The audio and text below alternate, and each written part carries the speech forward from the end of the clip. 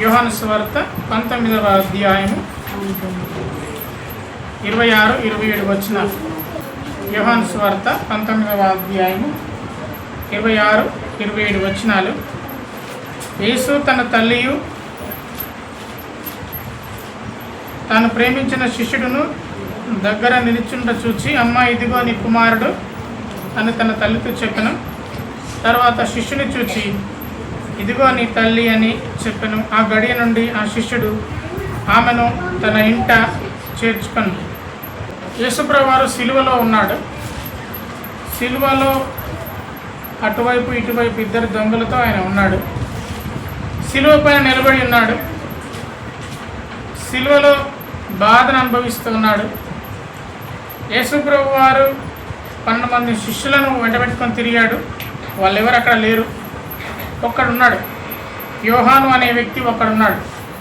యేసుప్రభువు వారు తన జీవితంలో 500 మంది శిష్యులు, వేరే శిష్యులు ఉన్నారు. వారెవరు కూడా అక్కడ లేరు. యేసుప్రభువు వారు సిలువ శ్రమలో ఉన్నప్పుడు అక్కడ 25వ వచనం, ఆయన తల్లి అయిన మరియ ఉంది. మరియ సహోదరి గారు ఉన్నారు, ఎవరో వారు తెలియదు. క్లోపా భార్య అయిన మరియొక్క మరియ ఉంది.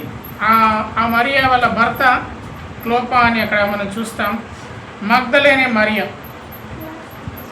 4 స్త్రీలు అక్కడ నిలబడ్డట్టుగా మనము యోహాను సువార్త 19వ అధ్యాయం 25వ వచనంలో చూస్తాం. 4 స్త్రీలతో పాటు ఒక శిష్యుడైన యోహాను. 5 వ్యక్తులు ఉంటే అందులో 4 స్త్రీలే, ఒకడు మాత్రమే పురుషుడు.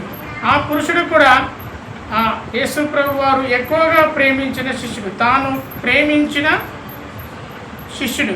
యేసుప్రభువు వారు ప్రేమించింది ఎవరిని? ఆయన అందరినీ ప్రేమించాడు. ఆయన అందరిపైన ప్రేమ చూపుతున్నాడు. ఇప్పటికీ ప్రేమ చూపమని చెప్తున్నాడు. ఆయన ప్రేమామయుడు. ప్రేమ లేనివాడు ఆయన ఎందు లేనివాడు. ఆయన ఎందు ఎవరి దగ్గర ప్రేమ లేదో ఆయన దగ్గర యేసుప్రభువు వారు కూడా ఉండడు. అంటే యేసుప్రభు తనలో ఉండడు. యేసుప్రభు వారు అందరినీ ప్రేమించాడు. కానీ యోహానుకు మాత్రం, భక్తుడైన యోహాను, శిష్యుడైన యోహానుకు మాత్రం తాను ప్రేమించిన శిష్యుడు అని అతనికి ఒక బిరుదు లాగిచ్చాడు. యేసుప్రభు వారు అందరినీ ప్రేమిస్తున్నాడు. దేవుడు లోకాన్ని ఎంతో ప్రేమించాడు. ఆ లోకంలో నీవున్నావు, నేనున్నాను, యోహాను కూడా ఉన్నాడు. అయితే యోహాను నాకు యేసుప్రభు వారి పట్ల ఎక్కువ అభిమానం ఉండొచ్చు. అందుకే శిష్యులందరూ 11 మంది శిష్యులు పారిపోయినా అందులో ఒకడు చనిపోయాడు. 10 మంది శిష్యులు మిగిలారు. ఎందుకంటే ఒకడు చనిపోయాడు. ఎవరంటే యూదా చనిపోయాడు, పెట్టుకొని చనిపోయాడు. చివరికి 10 మంది మాత్రమే మిగిలారు. 10 మంది కూడా పారిపోయారు, ఎక్కడికైనా వెళ్ళిపోయారు. కానీ ఒక్కడు మాత్రం అక్కడిని నిలబడ్డాడు. ఆ ఒక్కడి పేరు యోహాను. అందుకే యేసుప్రభు వారు మిగతా 10 మందికి అప్పగించకుండా యోహానుకే తన తల్లిని అప్పగించాలని నిర్ణయం చేసుకున్నాడు. ఎందుకంటే ఆపదలలో తన పక్కన ఉన్నవాడు తన తల్లికి కూడా మరి ఆసరగా ఉంటాడని యేసుప్రభు వారు గుర్తెరిగాడు. మరి యేసుప్రభు వారు ఆపదలో ఉన్నప్పుడు నిన్ను నేను ఎరగను అని పేతురు గారు సెలవిస్తాడు, 3 సార్లు చెప్తాడు. మరి మిగతా శిష్యులైతే అసలు లేరు, అందరూ పారిపోయినట్టుగా మనం చూస్తాం. చివరిగా మిగిలింది యోహాను. ఆపదలలో మరి యేసుప్రభు వారి తోడుగా, అఫ్కోర్స్ యేసుప్రభు వారిని సిలివేస్తున్నప్పుడు యోహాను ఏం చేయలేడు. యేసుప్రభు వారిని మరణిస్తుంటే కూడా తనేమి ఆపలేడు. కానీ యేసుప్రభు వారు శ్రమలలో ఉన్నప్పుడు యోహాను పక్కనే నిలబడ్డాడు. మరి ఆ శ్రమలను ఆపేంత శక్తి యోహానుకు లేకపోయినా యేసుప్రభు వారు చివరిగా తనతో చెప్పిన మాటను విధేయత చూపడానికి ఇష్టపడ్డాడు. అందుకే యేసుప్రభు వారు యోహాను చూసి అంటాడు, యోహాను ఇదిగో నా తల్లి. మరి యేసుప్రభు వారు మరియమ్మ గారికి మొదటగా జన్మించిన కుమారుడిగా మనము బైబిల్లో చూస్తాం. తర్వాత యేసుప్రభు వారి తర్వాత కూడా కుమారులు ఉన్నారు, మరియమ్మ గారికి కుమారులు ఉన్నారు. అది మనము యేసుప్రభు వారితో చెప్తారు కదా, నీ కుమారులు, మీ సహోదరులు ఉన్నారు ఇక్కడ అని మనం కొన్ని వచనాలను చూస్తాం. అయితే మరి మరియమ్మకు ఆదాయం ఉన్నదో లేదో, ఆమె ఎలా బ్రతుకుతుందో తెలియదు. ఆమెకు భర్త కూడా లేకపోవచ్చు. ఎందుకంటే మరి యేసుప్రభు వారి తండ్రిగా పిలువబడ్డ యోసేపు అక్కడ లేడు. ఇవన్నీ ప్రతికూలమైన విషయాలు. మరి కొడుకు వైపు దీనంగా చూస్తుంది. సిలువలో మరణిస్తున్నాడు కుమారుడు. యేసుక్రీస్తు ప్రభు వారు మరణిస్తూ ఉంటాడు. ఇక చనిపోవడానికి సిద్ధమైపోయాడు. విపరీతమైన దెబ్బలు, గాయాలు. ఇటువంటి పరిస్థితులలో మరి తల్లిని అప్పగించాలని యేసుప్రభు వారు ఒక నిర్ణయం తీసుకున్నాడు. అందుకే తను శ్రమల్లో ఉండి కూడా తల్లి గురించి ఆలోచించాడు. మరి నిర్గమకాండము 20వ అధ్యాయము 12వ వచనం ప్రకారము నీ తల్లిని సన్మానించాలి. చూడండి ఒకసారి. నిర్గమకాండము 20వ అధ్యాయము 12వ వచనము. నీ దేవుడైన యెహోవా నీకు అనుగ్రహించే దేశంలో నీవు దీర్ఘాయుష్మంతుడు నీ తల్లి తండ్రి సన్మానించుము. కాబట్టి తల్లి విషయము తండ్రి విషయము ఆలోచించాలి అని ఒక ఆజ్ఞ ధర్మశాస్త్రంలో ఇవ్వబడింది. కాబట్టి ఆ ఆజ్ఞను బట్టి యేసుక్రీస్తు ప్రభు వారు ధర్మశాస్త్రాన్ని నెరవేర్చడానికి వచ్చాడు, కానీ కొట్టివేయటకు రాలేదు. కాబట్టి ఆ ఆజ్ఞను బట్టి యేసుక్రీస్తు ప్రభు వారు తల్లి పట్ల శ్రద్ధ చూపించాలని నిర్ణయం తీసుకున్నాడు. వింటున్నారా? కాబట్టి తల్లి బాధ్యతను తను వెళ్ళిపోతున్నాడు కాబట్టి, తను తండ్రి దగ్గరికి వెళ్ళిపోతున్నాడు కాబట్టి ఒక నమ్మకమైన వ్యక్తికి అప్పగిస్తున్నాడు. ఆ వ్యక్తి పేరు యోహాను. యోహానుతో అంటున్నాడు, ఇదిగో నీ తల్లి అని చెప్పాడు. చెప్పిన వెంటనే 27వ వచనం, ఆయన ఎంతగా విధేయతగా ఉన్నాడంటే యోహాను ఆ గడియ నుండి ఆ శిష్యుడు ఆమెను తన ఇంట చేర్చుకున్నాడు. గడియ అంటే ఏమంటారు? ఒక గంటగా వింటున్నారా? గంటగా, గడియ అంటే నిమిషానికా లేకపోతే వెంటనేనా? వెంటనే ఆమెను తను చేర్చుకున్నాడు. అంటే దీన్ని బట్టి ఏంటంటే యేసు ప్రభుకు తల్లి పట్ల ఉన్న బాధ్యత. అట్లాగే యోహాను విషయం ఆలోచిస్తే చెప్పిన మాటకు విధేయత. ఎప్పుడైతే విధేయత, బాధ్యత ఈ రెండు ఉన్నవాడు ఆశీర్వదించబడతాడు. ఆమెనండి. బాధ్యత అట్లాగే విధేయత. ఆ బాధ్యత ఉంది కాబట్టి రెండవ రాకడకు సంబంధించిన విషయాలు మనము ప్రకటన గ్రంథంలోనే చూస్తాం. అది రాసింది ఎవరంటే భక్తుడైన యోహాను.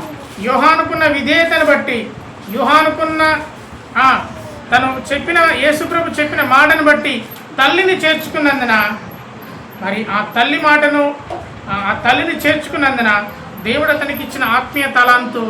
ఒకవేళ ఇది ఆత్మీయ తలాంతు అని నేను అనను, కానీ మరి శిష్యులలో 11 మంది యూదా ఉరిపెట్టుకొని చనిపోతే మిగతా 10 మంది హతసాక్షులైతే ఒక యోహాను మాత్రమే కేవలం వృద్ధుడై చనిపోయాడు.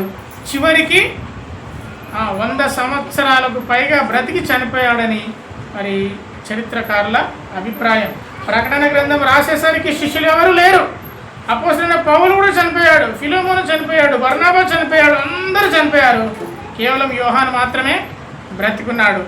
మరి తల్లిని చూసుకున్న వ్యక్తిగా, అంటే యోహానును కూడా మంచిగా మరిగించిన నూనెలో వేశారట. ఏది మన పచ్చిమిరపకాయలు వేపినట్టు యోహాను కూడా వేపారు, కానీ యోహాను బ్రతికాడు. అది దేవుని కృప.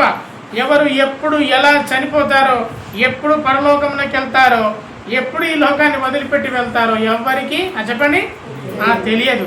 యోహాను చంపుదామని ప్రయత్నాలు జరిగేవి మిగతా శిష్యులను చంపినట్టే, కానీ దేవుడు అతనికి ఆయుష్ను ఇచ్చాడు. కాబట్టి మన ఆయుష్ దేవుని చేతిలో ఉంది. ఏదేమైనా యోహాను దేవుని మాటకు, యేసు ప్రభు వారి మాటకు చెప్పండి విధేయత చూపాడు. అట్లాగే యోహాను యేసు ప్రభు వారి తల్లిని ఆదరించాడు. నేను మిమ్మల్ని ఆదరించేవాడు వాడను, ఒకని తల్లి ఆదరించినట్లుగా నేను మిమ్మల్ని ఆదరిస్తాను అని యేసు ప్రభు వారు చెప్తున్నారు.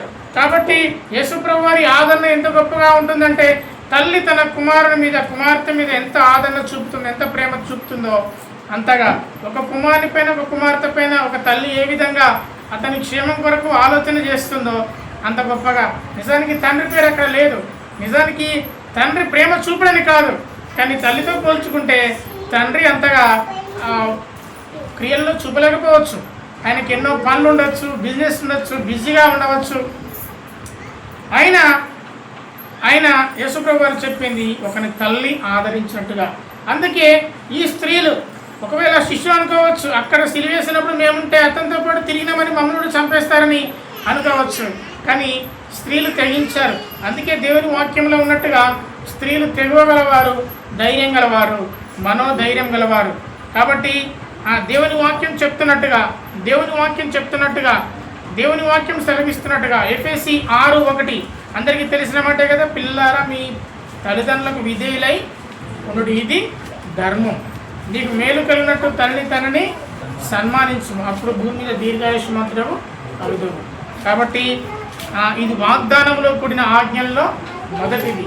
నీకు వాగ్దానాలు కావాలంటే ఆజ్ఞలు పాటించాలి. ఏ ఆజ్ఞ అంటే నీ తల్లిని తండ్రిని సన్మానించాలి. నువ్వు ఎప్పుడైతే సన్మానించావో, ఎప్పుడైతే వారిని భారంగా చూస్తావో, నీకు ఆజ్ఞ పాటించడం ఇష్టం లేదు, కానీ వాగ్దానాలు మాత్రమే కావాలా, నీ వాగ్దానం నెరవేర్చబడదు. నీవు ఎప్పుడైతే ఆజ్ఞను పాటిస్తే మాత్రమే నీ వాగ్దానాన్ని స్వతంత్రించుకుంటావు. యేసు ప్రభు వారు తన తల్లి గురించి ఆలోచన చేసి, తనకు శారీరకంగా తనకు జన్మనిచ్చిన తల్లి గురించి ఆలోచన చేశాడు కాబట్టి యోహానుకు అప్పగించాడు. యోహాను కూడా తన తల్లి వలె మరియమ్మ గారిని చూసుకున్నారు. ఈ 2 మాటల్లో మనకు తెలిసింది, తల్లిని ఆదరించిన యేసుక్రీస్తు ప్రభు వారు, అట్లాగే యేసుక్రీస్తు ప్రభు వారికి విధేయత చూపిన భక్తుడైన యోహాను. కాబట్టి ఎప్పుడైతే మనం దేవుని మాటకు విధేయత చూపుతామో ఆశీర్వదించబడతాము. అట్లాగే తల్లిని తండ్రిని ముదిమి వచ్చారు కదా అని, వారు వృద్ధులయ్యారు కదా అని వారిని త్రోసివేయక వారిని మనం సన్మానించినప్పుడే దేవుని ఆశీర్వాదాలు పొందుకుంటాము. ఎందుకంటే అది దేవుని ఆజ్ఞ అతిక్రమమే పాపంలో శిక్ష మరణం.